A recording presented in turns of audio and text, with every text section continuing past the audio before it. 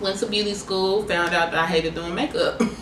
You hate doing makeup? Yeah. I can't tell how that face is being. Hated it. So when I got into makeup, I started doing makeup in college for our college fashion shows. Okay.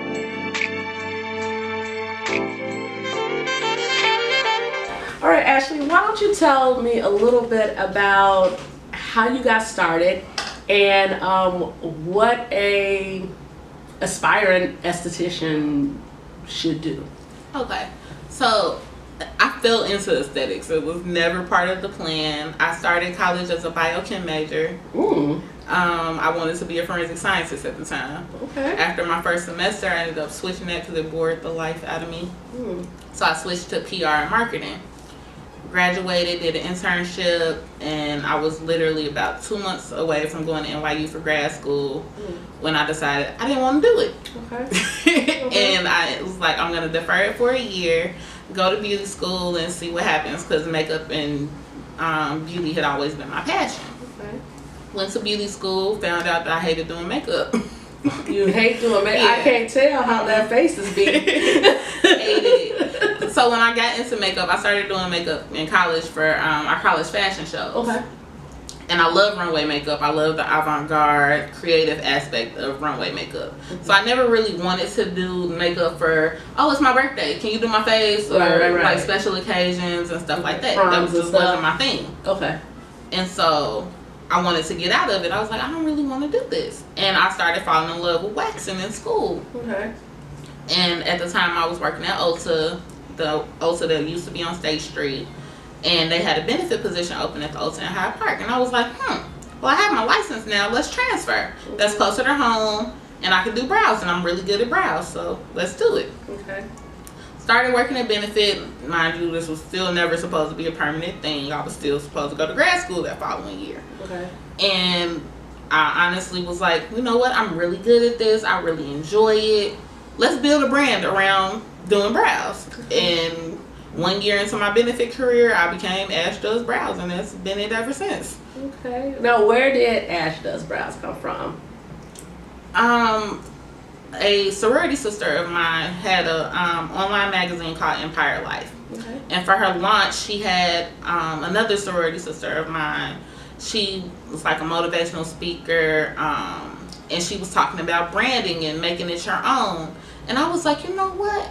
If I'm gonna do brows, I'm about to be the best brow girl in the city.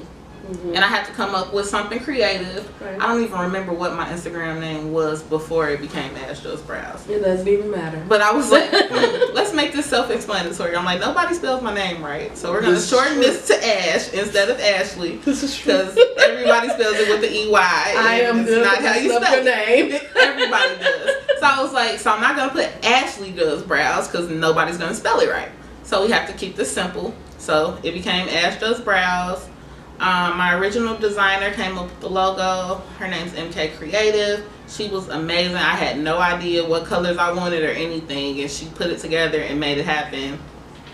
And the brand has been growing ever since. Okay. All right. Tell us a little bit about, you don't have to tell the name, but tell me a little bit about when you got nervous about celebrity brow. You know, the power of social media is absolutely crazy. So I'll say her name. Go ahead. So, because it absolutely made my day because I'm a huge fan. Yes. I ended up doing Awesomely Lovey, and it happened by a complete chance.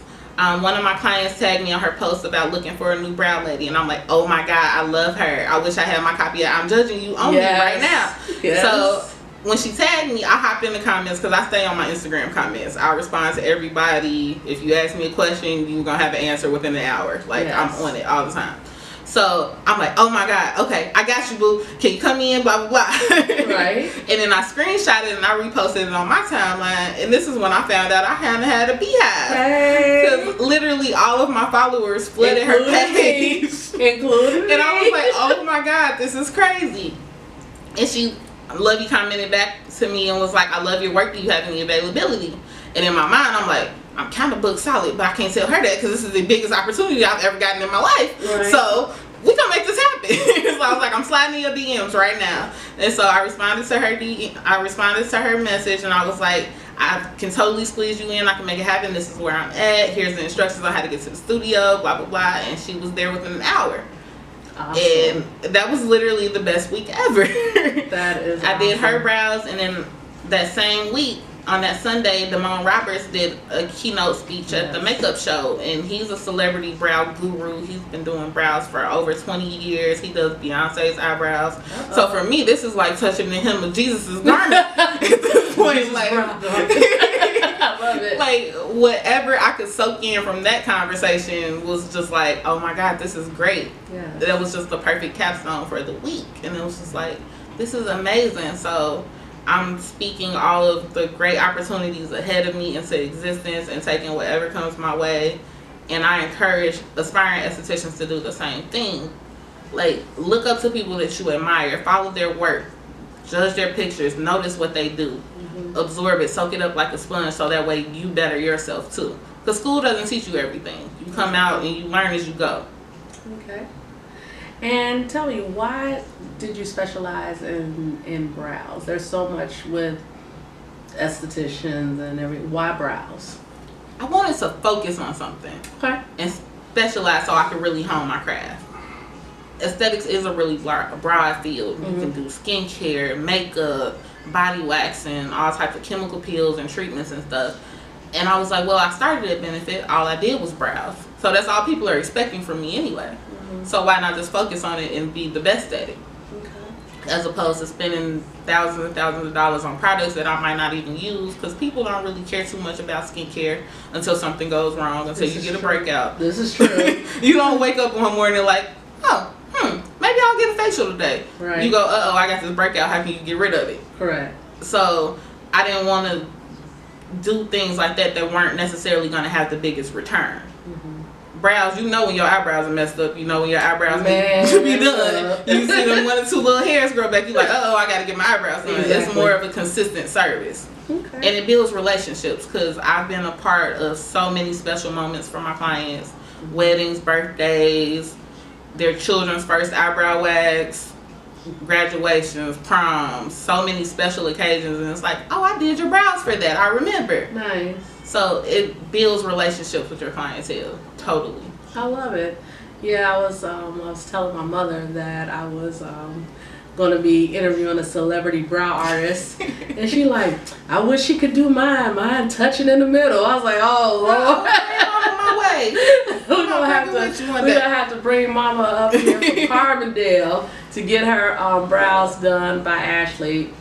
But your story is inspirational. I appreciate your transparency. I appreciate your willingness to share information. Because sometimes when we get in particular situations or particular areas in our life, it's like we don't want to share the information. We want to hold it all to ourselves. And I think it's fabulous and wonderful how you're so open and willing to share. Yeah, people help me. People pour it into me. So the least I can do is do the same for somebody else. It always shocks me when people are like, you're so inspirational. I've watched your story. They go down my feed, and you can see from beauty school to now, like it transitions all the way from like my first day at Aveda, all the way till now. And people really scroll through it and watch the growth and tell me like, your story inspired me. I'm working for such and such right now, and I'm trying to quit. I want to do my own thing. How did you get started? And it's like, I'm willing to share, just because whatever thing I can do to help motivate somebody to be their best self, I'm down for it all the time. I love it. Well, thank you very much. Hopefully you will come back and have some more stories to tell us. Whenever. And again, if anybody's in Chicago or in the Midwest and you need your eyebrows done, go ahead on Style C, Ash Does Brows, Instagram, Ash Does Brows, Facebook, Ash Does Brows, Ash Does My Brows, Ash Does Her Brows, and I mean, everybody got brows, so you need your brows done. And again, I didn't even know I had brow goals until I met her. And so now I recognize I got brow goals, and I look forward to sitting in her chair, as you know, as well as her being on my couch. But me being in her chair is important.